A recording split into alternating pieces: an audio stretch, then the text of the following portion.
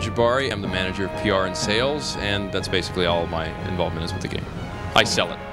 In addition to cooperative and competitive simultaneous multiplayer with other players, you have the ability to leave hints and also see hints and notes from other players. And the game, because of its brutal difficulty, really is a much more interesting experience when you're able to have a shared learning with the community. So there you could see a red spirit of another player. They were engaged in a fight possibly with the same monster that we're fighting here, and they died. You can learn from other players' mistakes. If they fell into a hole they shouldn't have, you will see their blood stain, you'll watch them fall off the hole or the cliff, and you can actually avoid that mistake.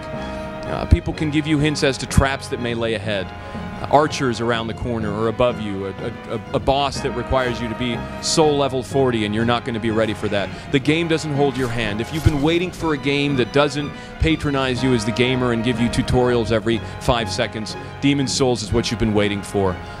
You will find endless amounts of new challenges and difficulty, and the game will punish you if you're unwilling to explore strategies. You know, here we can see a message where the player is actually basically asking for help from us to rate or upvote their message. This actually helps them in their game, and you can leave notes and hints as well. And as people are upvoting those, it will actually help you with your life.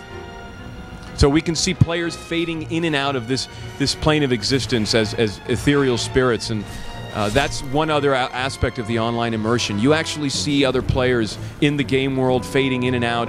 Again, you still feel lonely. You still feel like you're all alone in the world of Demon's Souls, but there are other players fighting for their lives, and being in their presence and being able to actually at times engage with them in simultaneous cooperative or competitive play really is one of the tremendous rushes in the game. There's a ton of different weapons and items to collect throughout the game world. Weapons range, of course, from what you'd expect: swords and axes and pole axes, and every one handles differently. How you choose to not only develop your character, but how you choose the weapons that you fight with dramatically affect your play experience. Don't expect to be able to go into a narrow corridor with a long weapon and swing away. You will find that your weapons do interact with the environment around you. You have to be smart about the number of enemies you're fighting, the nature of the enemy you're fighting, and strategy is everything. You will become a much smarter and more willing to adapt player after you spent a little bit of time in the world of Demon's Souls. Here you can see the ranged attack from the archer, and this is just one of the play styles that you can employ. As a priest, you can equip your talisman and you'll have the ability to heal yourself. As the magician, you'll have your catalyst, your wand, where you'll be able to actually cast distance attacks and buff yourself. Really everything you'd expect from a deep RPG is here in Demon's Souls, but in every sense, the single-player experience is enriched by the online play.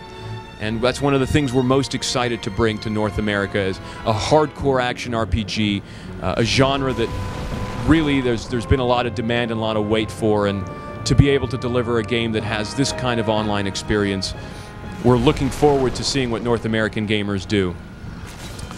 We've touched on how large and dominating the bosses are in this game.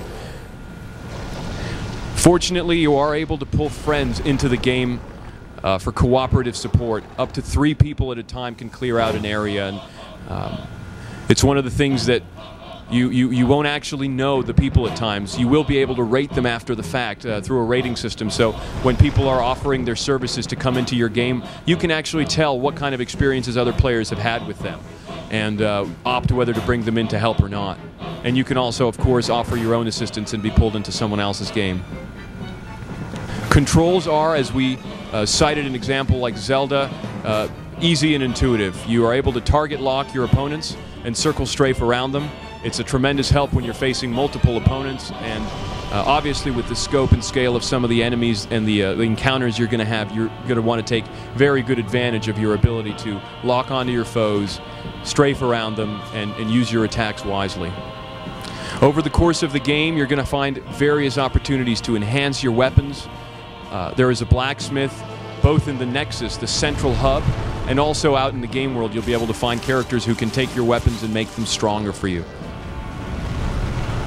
You're able to find ores throughout your play experience, and that's one of the things that you can use to augment your weapons. So another aspect of depth, the more time you invest in the game, the more you're going to be rewarded with items that other players who maybe don't put in the same amount of time won't be able to get. And speaking of the Nexus is the hub for Demon's Souls. 5 Archstones link you to various areas in the Kingdom of Boletaria. Each, of course, will lead you to a dramatic fight with an end boss, and of course there are a number of interesting mini-boss encounters along the way, not unlike our fat friend here. Clearing each area gives you the opportunity to reclaim your physical body, and that's one of the big challenges in Demon's Souls. You will be in spirit form with diminished health for quite some time. You can see in the top left of the screen the health bar is actually capped, and right there you see one hit and almost instant death. This game is no joke. The enemies are a serious threat to you. One hit could very often be the end of things. You have to be incredibly wise about how close you get and how you choose to approach each enemy.